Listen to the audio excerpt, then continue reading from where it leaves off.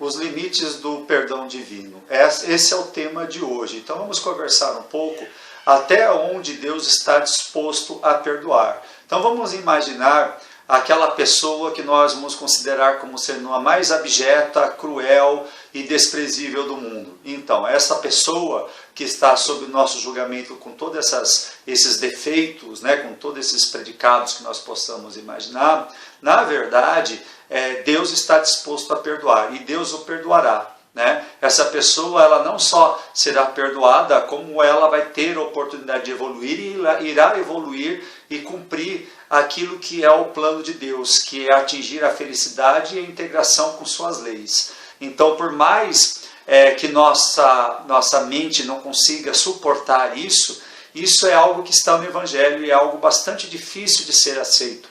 Principalmente nos dias de hoje, que nós encontramos grande quantidade de pessoas se dizendo cidadãos de bem, pessoas que se dizem cristãos, que dizem que aceitaram Jesus. Porém, aceitar essa face de Deus é bastante incômoda.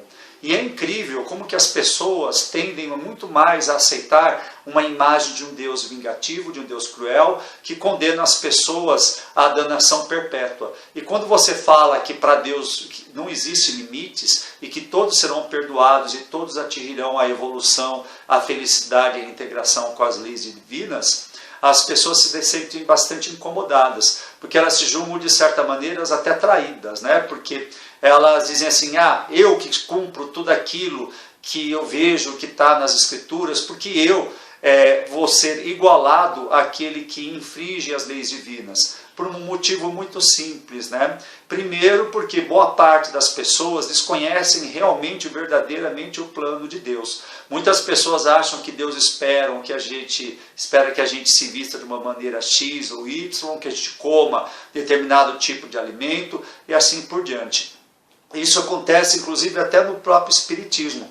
Quando nós muitas vezes encontramos, né, espíritas, por exemplo, que vamos dizer assim, ficam orgulhosos por serem, ou pelo menos você percebe, né, entre linhas, na forma de se comportar da pessoa, que ela se sente orgulhosa, por exemplo, por não comer carne. Né? Nós sabemos que o não comer carne é uma condição ideal, mas não é o fundamental do que Deus está nos propondo. Então a gente sabe que a piedade aos animais, por exemplo, é um sentimento muito nobre, deve ser valorizado, e todo mundo que tem a possibilidade de se tornar vegetariano ou vegano é algo bastante interessante de ser feito. Mas não é exatamente isso que Deus espera da gente nesse momento de evolução.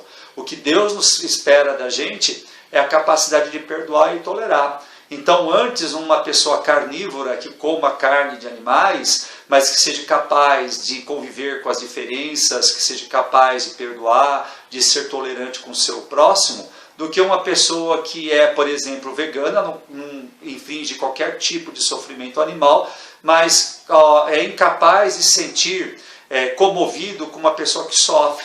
E ainda se orgulha de dizer, por exemplo, que ela sente muito mais amor e confiança nos animais do que nos seres humanos. Quer dizer, ela não está cumprindo com o seu papel que é pedido por Deus dentro desse processo evolutivo.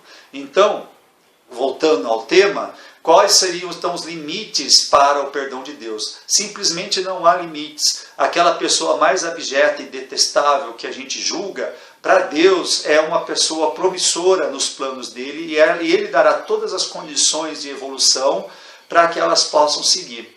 Jesus ele fala claramente dessa parte lá em Lucas capítulo 15 e Mateus capítulo 18, quando ele diz que se um senhor muito bondoso e poderoso tem lá suas 100 ovelhas, e das 100 ovelhas apenas 99 se encontram no pasto e uma está perdida, ele fará de tudo para recuperar essa ovelha.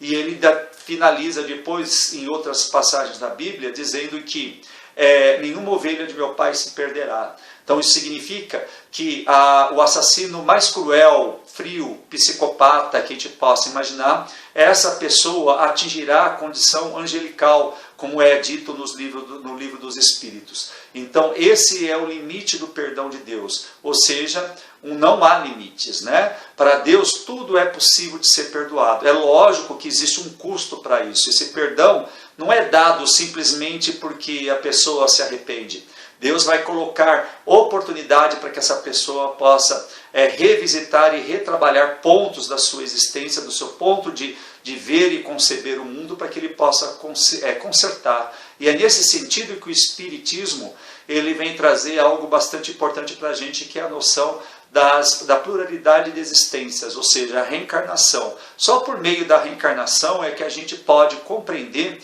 que a justiça divina ela pode ser realmente realizada, e esse plano que foi proposto por Jesus, que é a de que nenhuma ovelha se perderá. Então é nesses termos que nós temos que estar conscientes que nós todos somos muito importantes para Deus, e mesmo aquela pessoa que nós desprezamos. E esse fato da gente desprezar alguém significa que nós ainda temos muito que trabalhar, porque Jesus, ele quando esteve no nosso meio, nosso convívio materialmente falando, ele sempre esteve disposto ao perdão. Raramente ele usou de palavras muito duras, né? E se a gente for olhar lá nas Escrituras, nós vamos perceber que justamente as pessoas que ele tinha um ensinamento mais severo são as pessoas que nossa sociedade muitas vezes fecha os olhos, como por exemplo o caso das pessoas que usam a religião, a fé, para poder explorar e tirar dinheiros, os tais vendilhões do templo, os fariseus e os materialistas, que muitas vezes acabam desestimulando a espiritualidade alheia. Quando a gente fala de materialista, não estou falando obrigatoriamente de ateus, né? Mesmo porque o mundo tem, eu pelo menos como experiência de vida, já conheci muitos ateus que tinham muito mais sentimento cristão de perdão e solidariedade do que muitas pessoas que se diziam espiritualizadas. Então, esse seria o propósito de Deus. Todos se salvarão sem exceção.